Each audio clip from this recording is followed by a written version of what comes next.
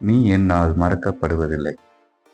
ஏசாயா 44 ஆம் பிரியமானவர்களே, அன்று ஏசாயா தீர்க்கதரிசியை கொண்டு இஸ்ரவேலை நடத்தி வந்த தேவனாகிய கர்த்தர் யாக்கோபை அன்று தனிமையாயிருக்கையில் ஒருவனாயிருக்கையில் அவனை ஆசீர்வைத்து அவன் சந்ததியை பெருகச் செய்து இன்று பலத்த சந்ததியாய் அந்த சந்ததி மாறின போது கர்த்தருடைய கட்டளைகளையும் கர்த்தருடைய நியாயங்களையும் மறந்து தன் இஷ்டப்படி போன போதும் ஆண்டவர் ஏசாயா தீர்க்கதரிசியை கொண்டு இஸ்ரவேலை உணர்த்துகிறார்.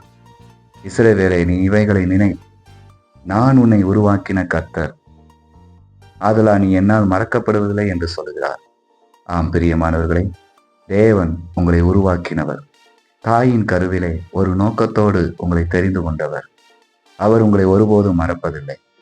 நீங்கள் ஒருவேளை உலகத்தின் காரியங்களாய், உலகத்தில் ஏற்படுகிற சில போராட்டங்கள் மத்தியில, பிரச்சனைகள் மத்தியில, உங்களுடைய குடும்பத்தில் இருக்கிற சில சோதனைகளின் மத்தியில தேவனை மறந்த நிலைமையில் நீங்கள் இருந்தாலும் தேவன் உங்களை ஒருபோதும் மறக்க மாட்டார்.